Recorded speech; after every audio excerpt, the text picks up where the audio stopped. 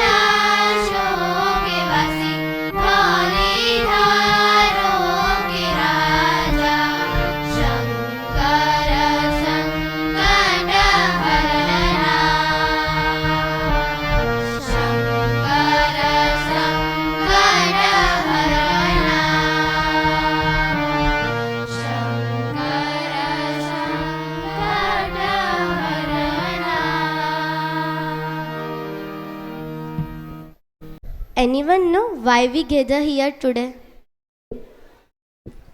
Yes. Yes, correct. Today Shravan Maha has started and now I am telling importance of Lord Shiva. Lord Shiva is known as the destroyer within the Trimurti, the Hindu trinity which also includes Brahma and Vishnu. Shiva is the supreme Lord who creates, protects and transforms the universe.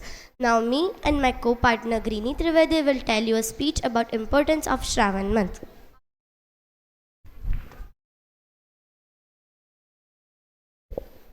पौराणिक मान्यताओं के अनुसार श्रावण महीने को देवों के देव महादेव भगवान शंकर का महीना माना जाता है।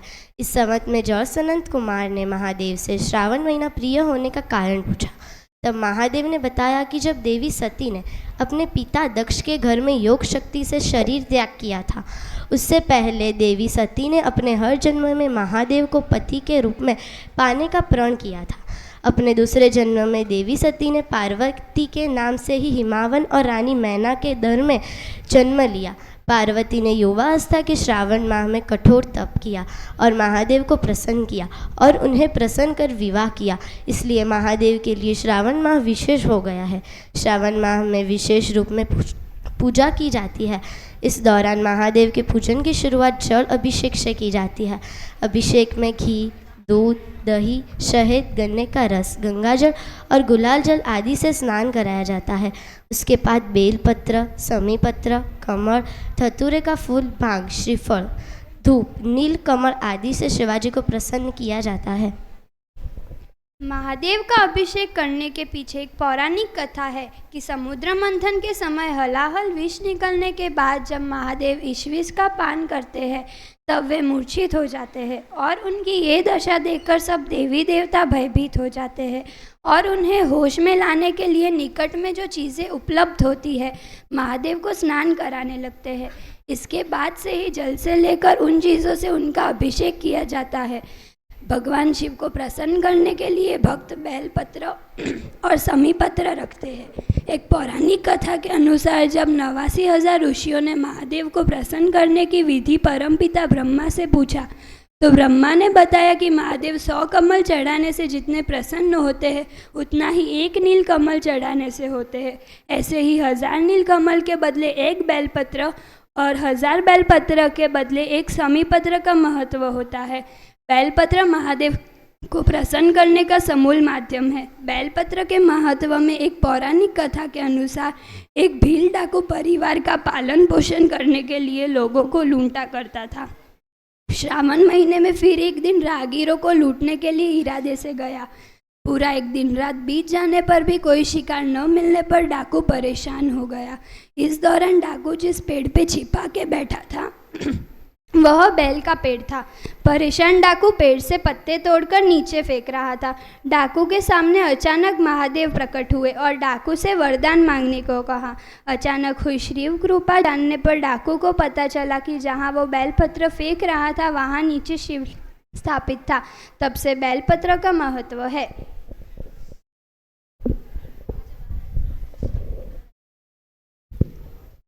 Now I again hand over the mic to Greeny for asking GK questions related to Shravan month. Good morning one and all present here. Myself Greeny Trivedi from 8th Shivam. Today I am here to ask some questions related to Shravan Ma. First, Shravan मास में कौन से भगवान की पूजा की जाती है? A Vishnu, B Shiv, C Ganesh. Yes correct answer is Shiv. Next, Shravan मास में सोमवार का व्रत रखने को क्या कहते हैं? ए प्रदोष व्रत, बी श्रावण सोमवार व्रत, सी शिवरात्रि। करेक्ट श्रावण सोमवार व्रत। नेक्स्ट, श्रावण मास में इनमें से कौन सा त्योहार मनाया जाता है? ए होली, बी रक्षाबंधन, सी दिवाली। करेक्ट रक्षाबंधन। फोर्थ, श्रावण मास में किस पेड़ की पूजा करना शुभ माना जाता है? ए नीम का पेड़, बी पीपल का पेड़, सी बेल का पेड़। करेक्ट बेल का पेड़।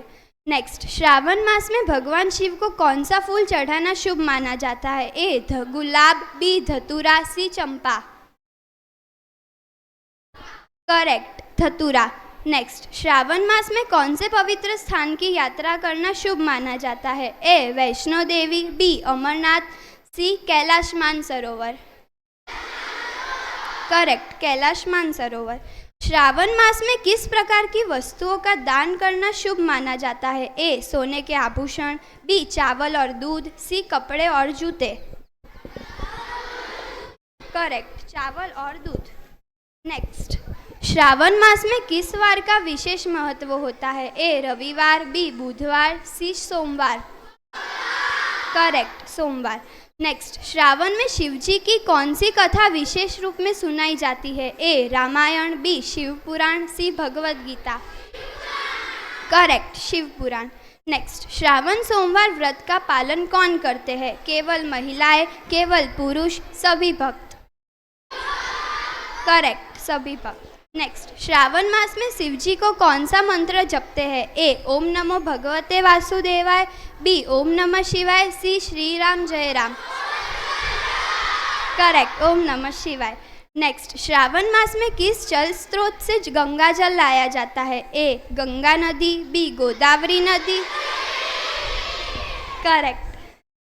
कांवड़ यात्रा कहाँ समाप्त होती है? ए. गंगा किनारे, बी. तुलसी चौरा, सी. शिव मंदिर। करेक्ट, शिव मंदिर। नेक्स्ट, श्रावण में शिवलिंग पर क्या नहीं चढ़ाना चाहिए? ए. दूध, बी. हल्दी, सी. जल। रॉन्ग, हल्दी।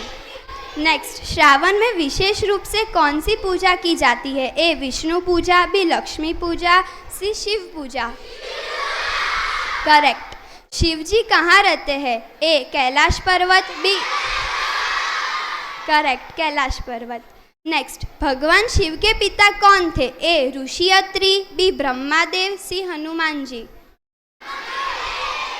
ऋषि अत्रि। नेक्स्ट, भगवान शिव के कितने पुत्र हैं और कौन?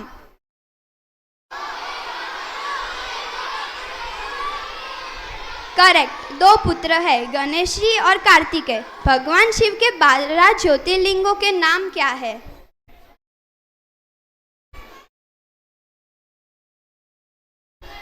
सोमनाथ, मल्लिकार्जुन, महाकालेश्वर, वैद्यनाथ, ओंकारेश्वर, केदारनाथ, भीमाशंकर, विश्वनाथ, त्र्यंबकेश्वर, रामेश्वर, धृणेश्वर और नागेश्वर। नेक्स्ट, भगवान शिव के गले में क्या है? ए. सांप। करेक्ट, भगवान शिव के वाहन का क्या नाम है? ए. मोर, B. Nandi. Correct, Nandi. Thank you. अभी अपने सारे आंसर्स तो कह दिए, लेकिन एक आंसर रह गया। जो शिव भगवान बैठते हैं उसके बॉटम को क्या कहते हैं? जो शिवलिंग होता है ना भगवान शिव का, उसके नीचे का जो हिस्सा होता है बेसमेंट वाला, कोई बताएगा उसे क्या कहते हैं? सारे आंसर तो दे दिए क्योंकि इजी थे, अभी थोड़ा हार्ड वाला क्वेश्चन पूछा है। Anyone know? क्वेश्चन रिपीट करो। ऑप्शन में धनुष, बाण, त्रिशूल। Wrong, the correct answer is बाण। शिवलिंग के नीचे के हिस्से को क्या बोलते हैं? बाण कहते हैं। अभी याद रखना ये चीज, okay? Now please pay attention. Now the moment which we are eagerly waiting, it comes. So let's start Shiv Puja. First આવાહન વિધિ. તો સૌથી પહેલાં આવાહન વિધિથી શરૂઆત કરીશું, જેમાં આપણે હાથમાં ચોખા રાખીને ભગવાનને મૂર્તિમાં સ્થાપિત થવા માટે આહ્વાન કરીશું.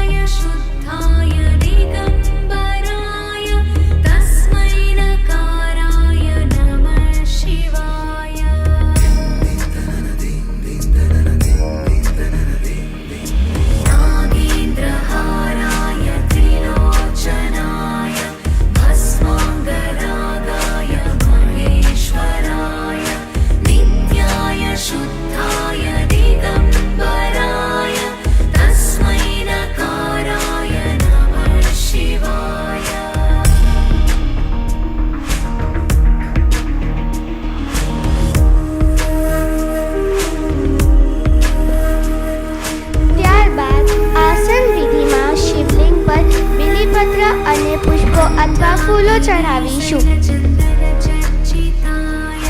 नन्दीश्वर प्रमथनाथ महेश्वराय मन्दार पुष्प बहु पुष्प सुपूजिताय तस्मै मकाराय नमः शिवाय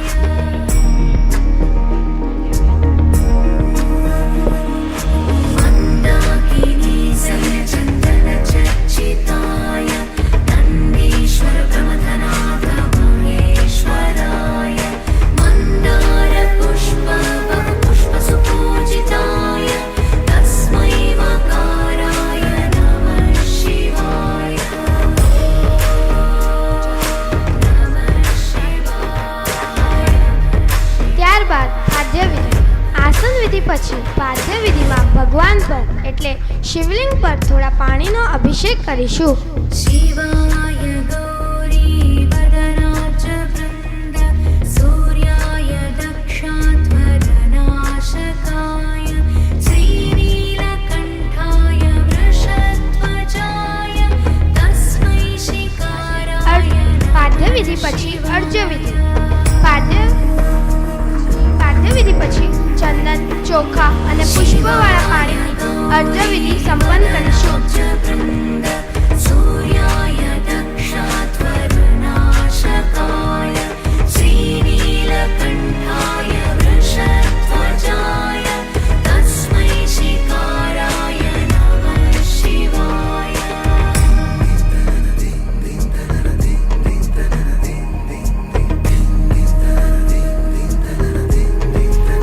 આત્મનિયમન વિધિ. અર્ઘ્ય વિધિ પછી આત્મનિયમન વિધિમાં ભગવાનને 1 ચમચી જળ પીવડાવશું. वसिष्ठ कुम्भोद्भव गौतमार्य मुनीन्द्र देवार्चित शेखराय चन्द्रार्क वैश्वानरलोचनाय तस्मै वकाराय नमः शिवाय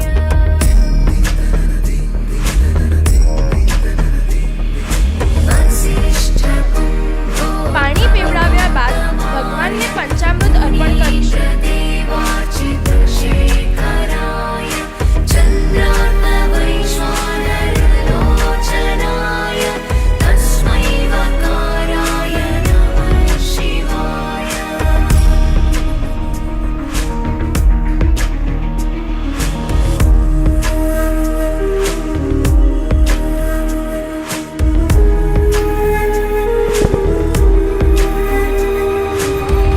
यज्ञस्वरूपा હવે શુદ્ધોદક વિધિ. પંચામૃત અર્પણ કર્યા પછી हस्ताय सनातनाय ગાયનું દૂધ, ચોખ્ખું જળ, ગંગાજળ, નારિયેળ પાણી, અબીલ ગુલાલ વડે ભગવાનનો અભિષેક કરીશું. यज्ञस्वरूपाय जटाधराय पिनाकहस्ताय सनातनाय दिव्याय देवाय दिगम्बराय तस्मै यकाराय नमः शिवाय नमः शिवाय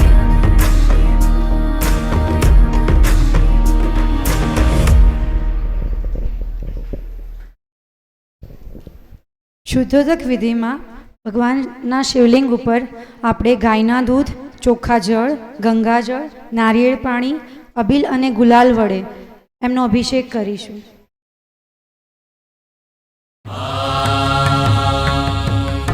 અને સાથે કાળા તલ પણ લગાવીશું.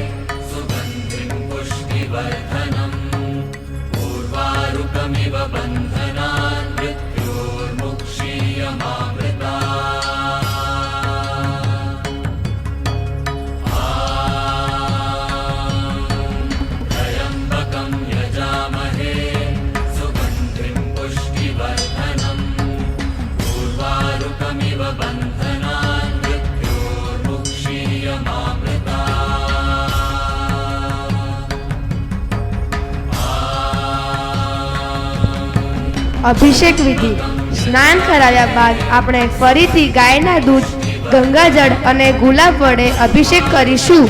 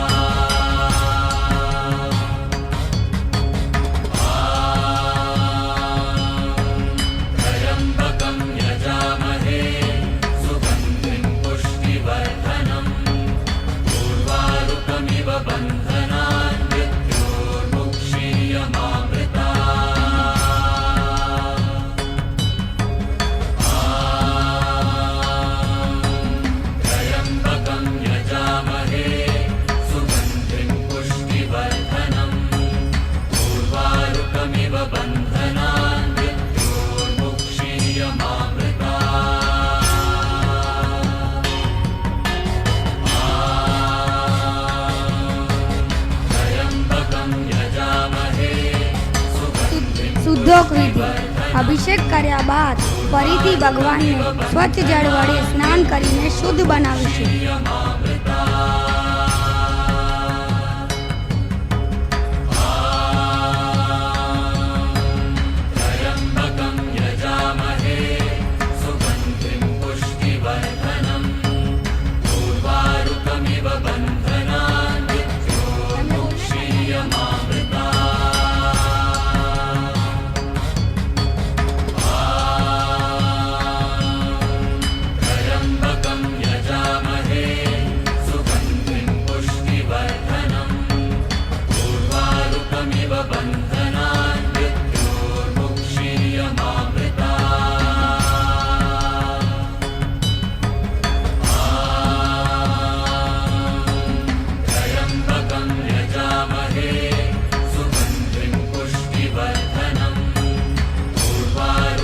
શણગાર વિધિ. સ્નાન કરાવ્યા પછી ભગવાનનો શણગાર કરીશું.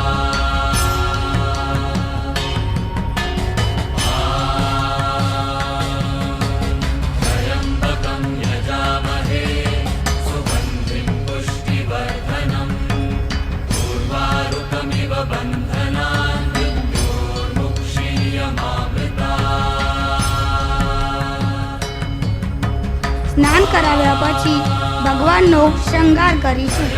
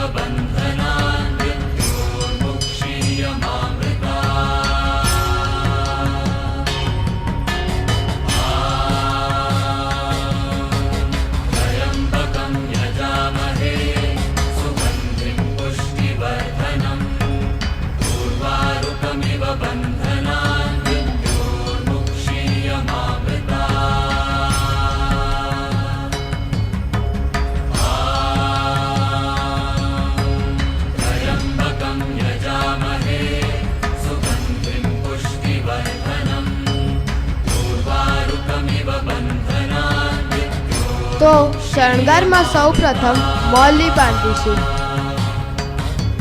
પછી જનોઈ પહેરાવીશું, ચંદનનો તિલક કરીશું, ચોખા લગાવીશું,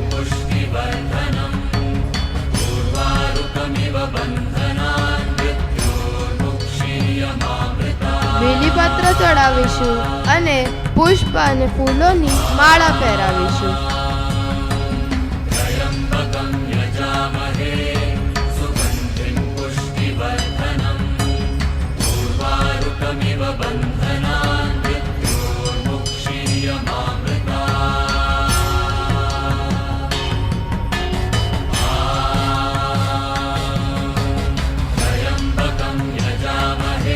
ત્યારબાદ દુર્વા ચડાવીશું.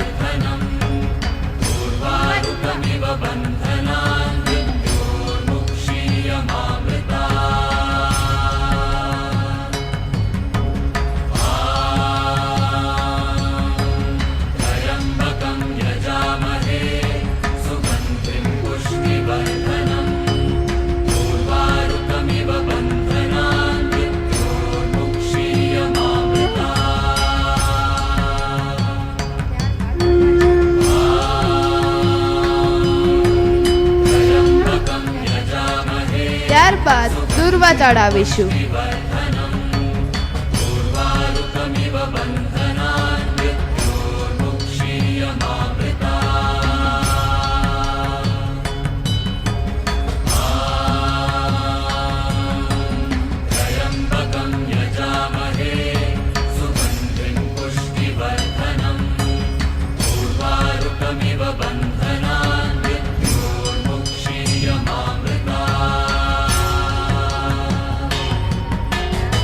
ત્યારબાદ દુર્વા ચડાવીશું. આકડાના ફૂલ, સમીપત્ર, ધતુરાના ફૂલ અર્પણ કરીશું. नागेन्द्रहाराय त्रिलोचनाय भस्माङ्गरागाय महेश्वराय नित्याय शुद्धाय दिगम्बराय तस्मै नकाराय नमः शिवाय.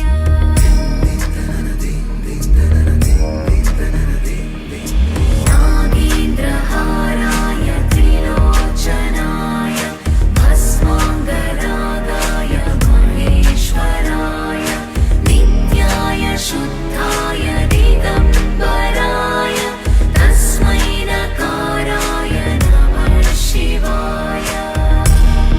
ત્યારબાદ પુષ્પોને અબીલ ગુલાલમાં દુબોળી ચડાવીશું.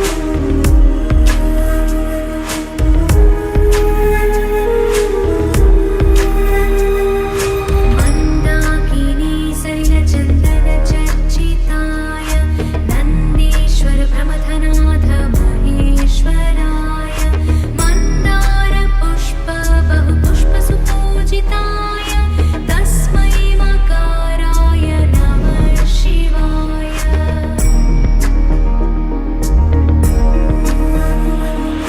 मन्दाकिनी शैलचन्दनचर्चिताय नन्दीश्वर प्रमथनाथ महेश्वराय मन्दारपुष्प बहुपुष्पसुपूजिताय तस्मै मकाराय नमः शिवाय.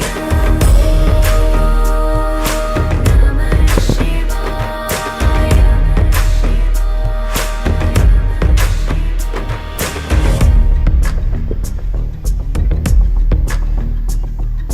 शिवाय गौरी वदनाब्जवृन्द सूर्याय ત્યારબાદ દીવો ધૂપ કરીશું. श्रीनीलकण्ठाय वृषध्वजाय तस्मै शिकाराय नमः शिवाय.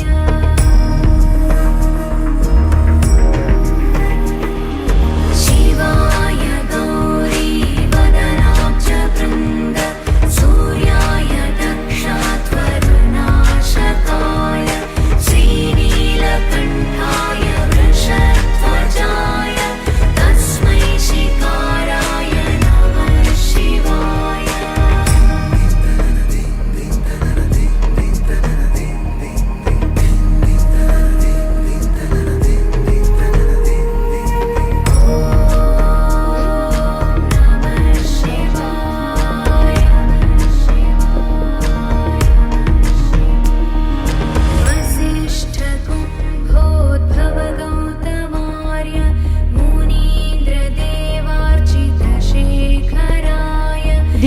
કર્યા બાદ આપણે ભગવાનને થાળ અર્પણ કરીશું અને તેમની આરતી અને થાળ ગાઈશું.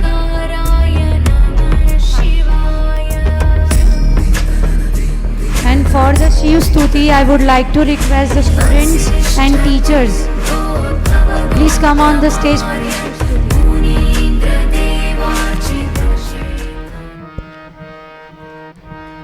So first let's begin the Aarti, and for that please everyone pay attention.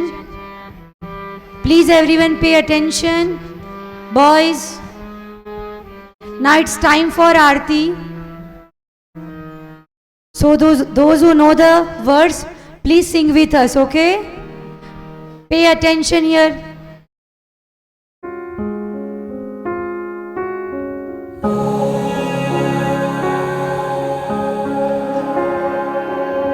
जय शिव ओंकारा स्वामी जय शिव ओंकारा ब्रह्मा विष्णु सदा शिव ब्रह्मा विष्णु सदा शिव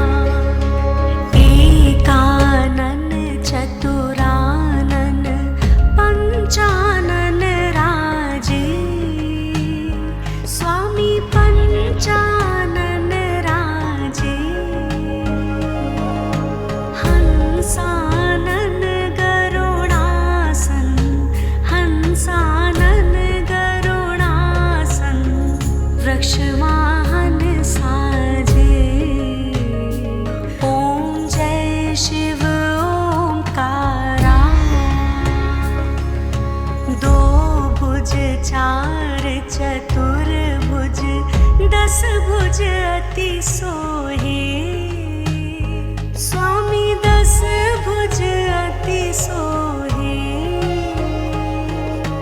तीनों रूप निरखता, तीनों रूप निरखता, त्रिभुवन मन मोहे।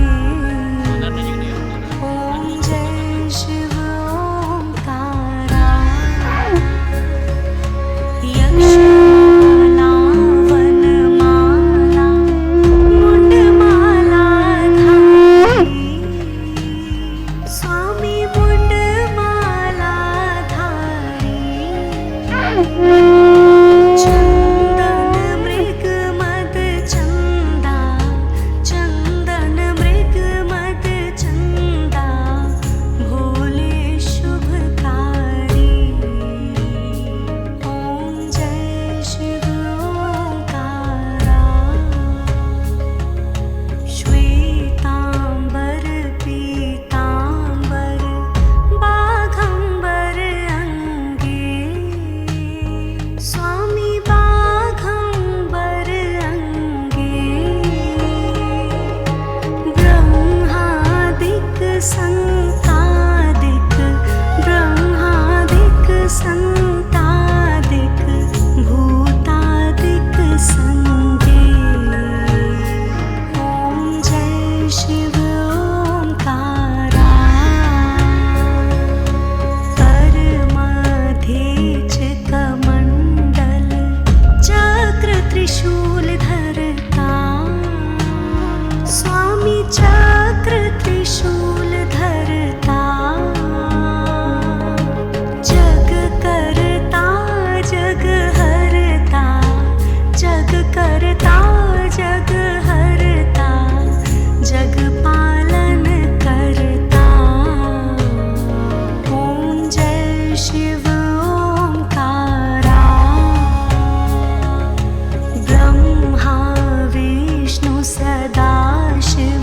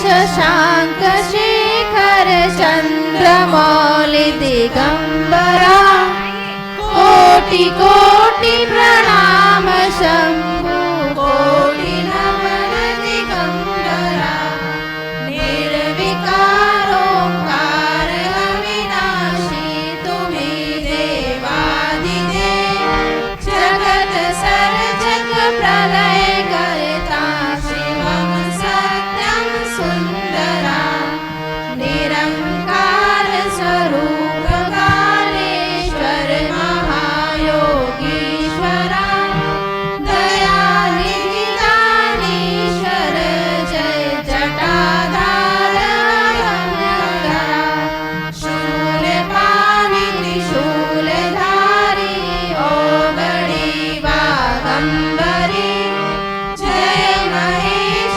त्रिलोचनाथ विश्वनाथ विशंभरा नाथ नागेश्वर हरो हर पाप साप विशाखतम महादेव महान भोले सदा शिव शिव शंकरा जगतपति अनुनूर कदिन भक्ति सदैव के चरण हो क्षमा हो अपराध सब जय जयति जय जगदीश्वरा जन्म जीवन जगत का संताप ताप मिटे सभी ओम नमः शिवाय मन जपता रहे पंचाक्षरा आशुतोष शशांक शेखर चंद्रमौलि चिदंबरा कोटि कोटि प्रणाम शंभु कोटि नमन दिगंबरा कोटि नमन दिगंबरा कोटि नमन दिगंबरा।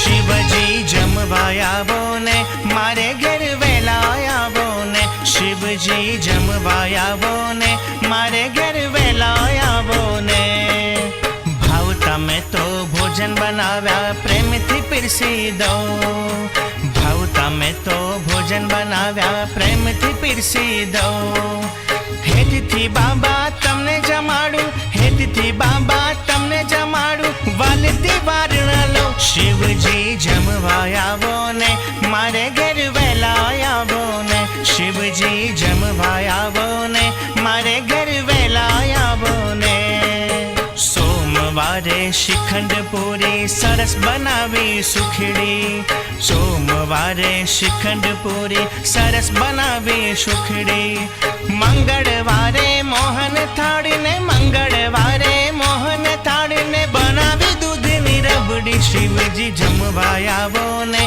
मारे घर वेलाया बोने शिवजी जमवाया बोने मारे घर वेलाया बोने बुधवारे Mama on this special occasion.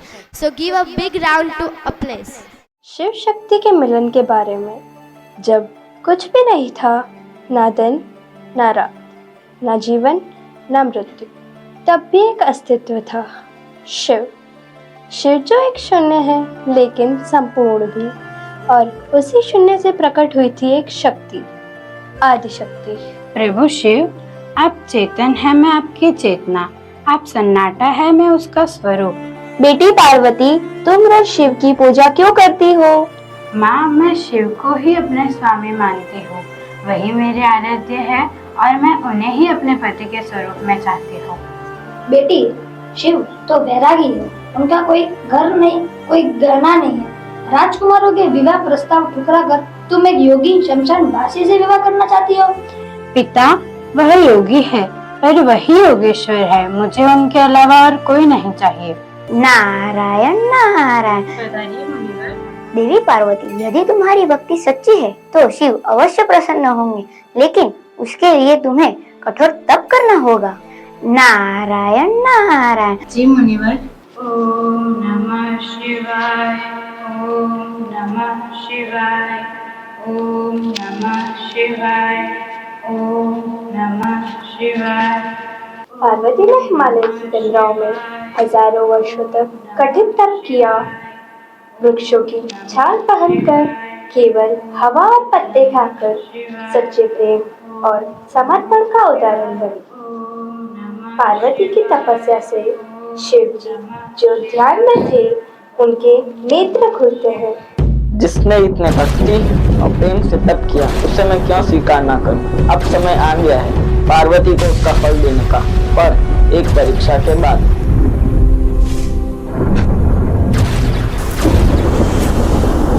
हे कन्या, तुम किसे अपने पति के रूप में स्वीकार करना चाहती हो? महादेव। वो तो भूतों के साथ रहते हैं, भस्म लगाते हैं, गले में सर्प भी है, तो क्या यही तुम्हारे लिए योग्य वर है? आप चाहे जो करें, मेरा मन, आत्मा और प्रेम सब मेरे शिव को ही समर्पित है।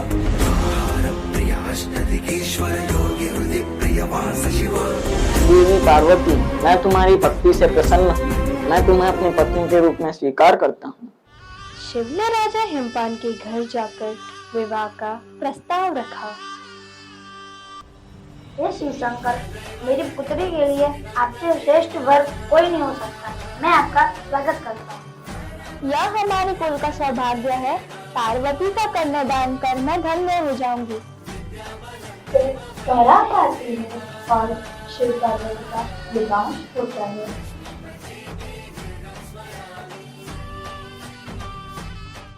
अब माता पार्वती भी हमारे साथ निवास करेंगे। बोलो पार्वती पतय हर हर महादेव। विवाह हो गया है, पर बारी है भोज की। परंतु यह कोई साधारण भोज नहीं है, क्योंकि यहाँ बाराती कौन है? भूत, प्रेत, नाग, यक्ष, गंधर्व, देवी देवता, सिद्ध ऋषि, ऐसा अद्भुत समूह आपने पहले कभी नहीं देखा होगा। मंच पर बारातियों का आगमन। भूत प्रेत, कोई लंगोट में, कोई माला पहनकर, कोई नाग लपेटे हुए आते हैं।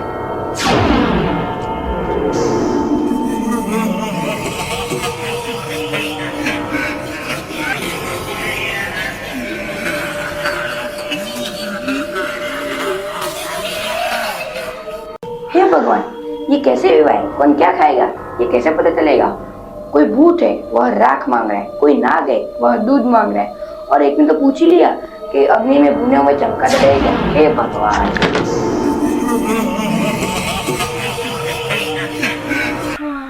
हे देवी, यह बारात देखकर तो हमारा रसोइया भी बेहोश हो गया।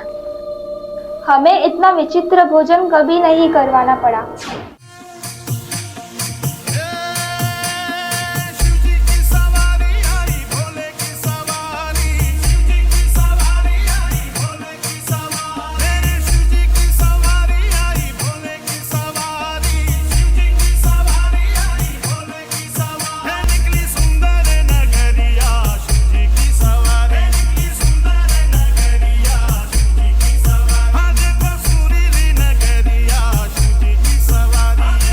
स्वागत है भोलेनाथ, आइए पधारिए, भोजन तैयार है। बिल्कुल, आज भूख कुछ ज्यादा ही लगी है। लगता है आप तो शिवजी सारा भोजन समाप्त ही कर देंगे। अरे वाह, ये खीर तो गंगा जल जैसी शीतल है, और ये पूरी जैसे नंदी ने खुद बेलन से बनाई हो। प्रभु, मैंने नहीं, मैं तो खुद खाने का इंतजार कर रहा हूँ। भोलेनाथ, हमारे लिए भी कुछ रखना, हमें भी भूख लगी है। हे प्रभु, आपने अकेले ने 8 के 8 थाली खाली कर दी। भोलेनाथ, हमारे लिए भी कुछ रखना, हमें भी भूख लगी है। बिल्कुल, पहले मैं खा लूं, फिर तुम सबको प्रसाद मिलेगा। भोजन खत्म हो जाता है। हिमवान और मैना घबरा जाते हैं। हे शिव शंकर, सारा भोजन तो आपने ही खा लिया, अब बाकी मेहमानों का क्या होगा? हे नाथ, अब हम क्या करें? इतने मेहमान भूखे रह जाएंगे। अब क्या करें, बाराती के लिए कुछ बचा ही नहीं। अरे, हमने सुना था कि भोले भूखे हैं, पर इतने भूखे हैं वो नहीं पता था। माता पार्वती जी प्रवेश करती है थाली लेकर, जिसमें माता पार्वती ने अपने हाथों से परोसी हुई खीर, पूरी, सब्जी आदि है। नाथ, अब कृपा करके मेरे हाथों से भोजन ग्रहण कीजिए। ऐसा कह के माता ने बड़े प्रेम से शिव जी को निवाला खिलाया और खीर पिलाई। देवी, ये खीर नहीं, प्रेम का अमृत है। पहले तो सिर्फ पेट भरा था, पर आपने तो मेरा हृदय ही भर दिया। और हाँ, आपने सारे बारातियों का पेट खाली कर दिया। सही बात है माते। भोलेनाथ का यही सरल स्वभाव है कि जो कभी भोजन में नहीं प्रेम में तृप्त होते हैं। जहाँ प्रेम से परोसा भोजन होता है, वहाँ देवता स्वयं प्रसन्न होकर निवाला ग्रहण करते हैं। शिव पार्वती का यह मिलन सृष्टि का सबसे दिव्य संगम है। भोलेनाथ ने एक बार फिर दिखा दिया कि वो त्रिलोकीनाथ प्रेम के प्यासे हैं। उनका हास्य, सरलता और भोलापन ही उन्हें महान बनाता है।